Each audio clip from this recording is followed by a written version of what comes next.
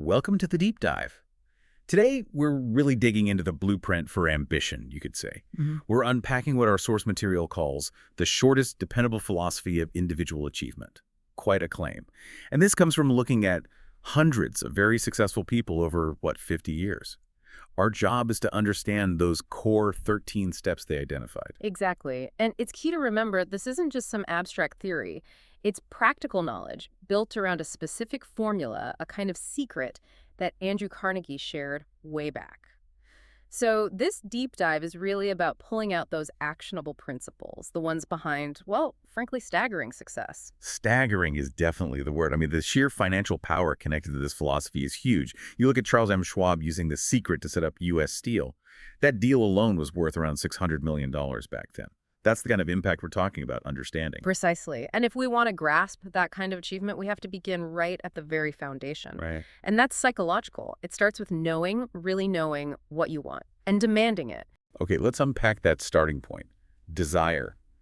The sources keep saying thoughts or things, but only when that thought has a clear purpose and, crucially, a burning desire behind it. And the story of Edwin C. Barnes really hammers this home, doesn't it? Oh, absolutely. Barnes' story is like the perfect example of how a really definite desire can just smash through obstacles that seem impossible. He wasn't just looking for a job with Thomas Edison. No, he was specific. He wanted to be a business associate. He knew he'd probably have to start low, but that was the end goal. And think about his situation. He shows up broke, doesn't know Edison at all. He got there by riding blind baggage, basically hiding on a freight train. I mean, that's desperate. He looked like an ordinary tramp, the text says. Yeah, but Edison saw past the clothes. He saw the look in Barnes's eyes. He saw someone who had bet everything on this one single goal. Edison recognized that fire. It was the determination, not how he looked or what was on his resume right then that got him his chance. Even just doing basic work to start, he'd already won the mental battle. And that idea, that kind of absolute mental commitment, it ties straight into persistence. And we see the flip side, the painful result of lacking persistence in that story about R.U. Darby and the gold mine. Ah, Darby, yes, the classic cautionary tale. Puts everything into this gold mine, hits a rough patch, the vein just disappears. Temporary setback, right?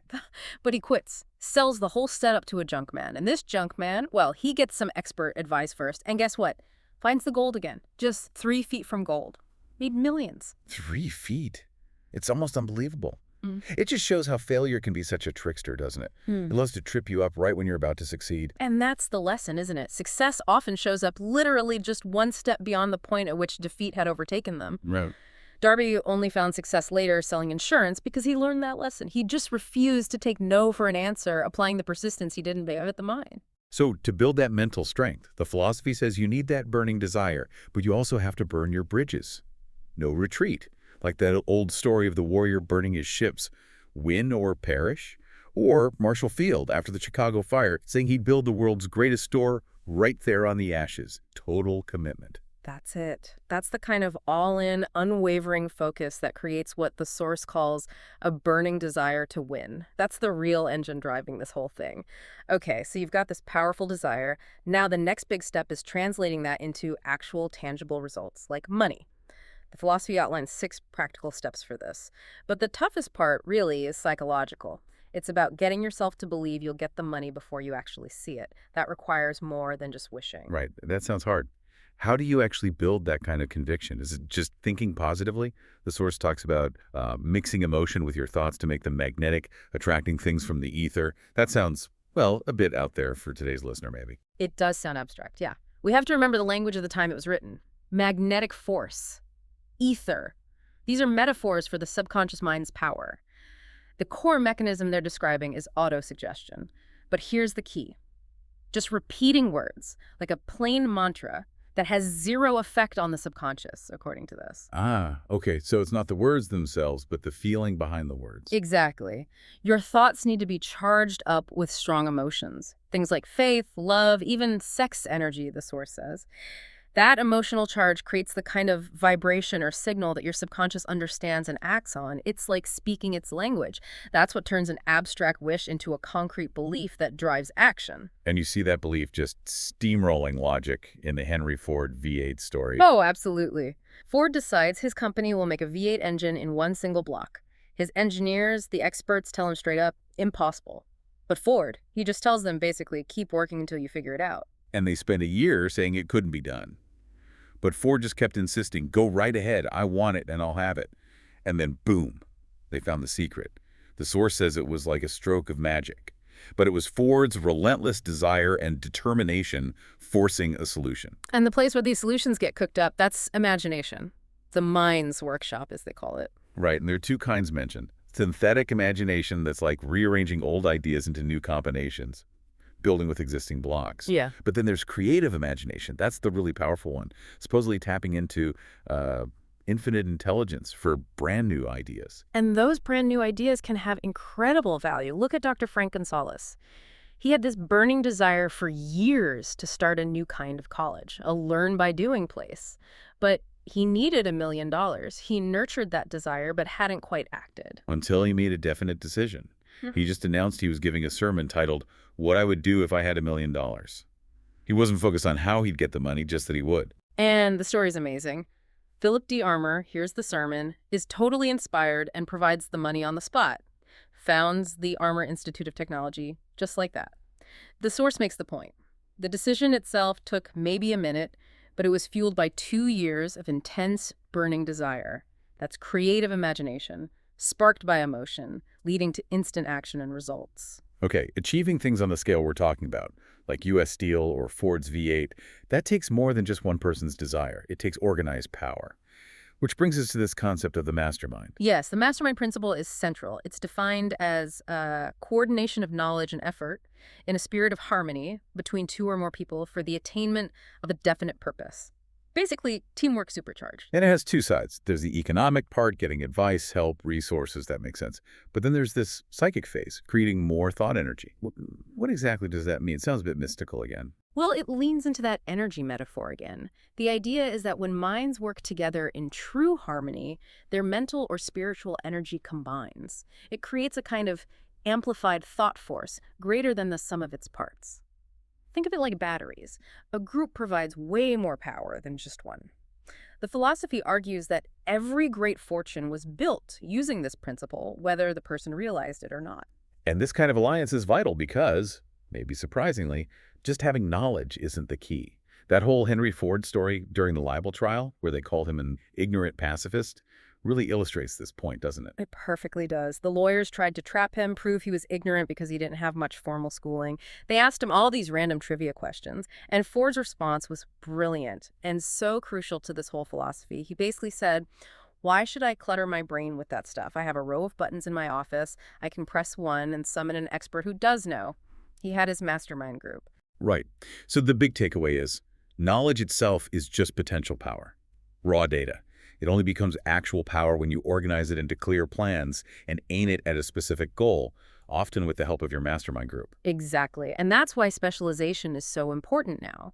General knowledge, knowing a little about a lot, is less valuable in this context than deep, organized knowledge in a specific field. Specialized knowledge is actually easy to find and relatively cheap. Universities, trade schools, those home study courses that are popular because they give people targeted, usable knowledge they can apply right away. Okay, shifting to how you advance your own career using these ideas.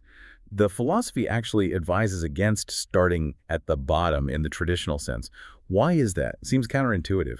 Well, the warning is that the sheer monotony of low-level routine can just, kill your ambition over time. If you stay at the bottom too long, you risk getting stuck in a rut, forming habits of low expectation, and then you might not even recognize a real opportunity when it shows up. So instead of just starting low and hoping, the better approach is a very deliberate, planned presentation when you're marketing yourself, your services. There's that incredible story about the mother who created a 50-page plan book for her son, right? The college grad who couldn't get a job. Yeah, it wasn't just a resume, it was a full-on business proposal. It laid out the exact job he wanted, his plan for doing that job, and even included specific, valuable suggestions for how the company could improve its business. I mean, the sheer effort and insight demonstrated his value up front before he was even hired. And the result was pretty amazing. That plan let him basically skip 10 years of climbing the ladder. He got hired as a junior executive, setting his own starting salary. Yeah. Because the plan showed his initiative, his unique value proposition. And this all points towards what the source calls the new way of marketing services, a future based on partnership. It's not just employer versus employee anymore, it's a three-way partnership. The employer, the employee, and the third party, who's often forgotten, the public they serve. The goal is efficiency that benefits all three. And there's a formula for delivering that kind of effective service. The QQS formula: quality, quantity, and spirit. Quality is about doing every part of your job well, efficiently. Quantity means giving all the service you're capable of, not just the bare minimum. And spirit, that's crucial. It's about your attitude. Having agreeable, harmonious conduct. How you deliver the service, that spirit, is a huge factor in your pay, your promotions, and even your job security. Underpinning all of this, though, is a really strong respect for, well, economic reality as the source sees it. This whole philosophy works within the law of economics. That's a really critical point to understand. The source material written during the Great Depression era in America is very clear. If you want to get rich, you have to play by these economic rules. It argues pretty forcefully that trying to get without giving, whether that's demanding more pay for less work or, as it mentions, relying on government relief without contribution, that eventually runs afoul of this law. Yeah, the philosophy views the law of economics almost like a sheriff. It doesn't care who you are, employer or employee. If you violate that principle of giving value for what you receive, you'll eventually face the consequences. You have to offer real, definite value in return for the success you want. So finally, what makes a leader who can actually pull all this off? The source lists several traits, but two really jump out. First, self-control. The man who cannot control himself can never control others. Makes sense. And second, absolute definiteness of plans. Without those, you're just drifting. Hashtag tag outro. You know, when you step back, you could see this whole 13-step philosophy as a system designed to conquer the biggest obstacles to achievement. The 6 basic fears.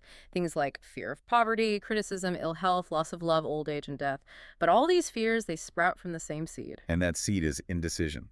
Right. That failure to make a firm choice, to act decisively. That's what lets fear creep in and paralyze ambition. Which circles right back to the core requirement for action. Prompt, firm decision. Deciding what you want, deciding not to let fear or criticism stop you, deciding to accept what you can't change, and then organizing everything, your knowledge, your team, to make it happen. So we've seen this philosophy isn't just about wanting success. It's about definite desire, backed by specialized plans, persistence, imagination, and organized power through collaboration, all operating within a framework of giving value. Which leaves us and you, the listener, with a really pointed question from the source material. A way to measure your own commitment.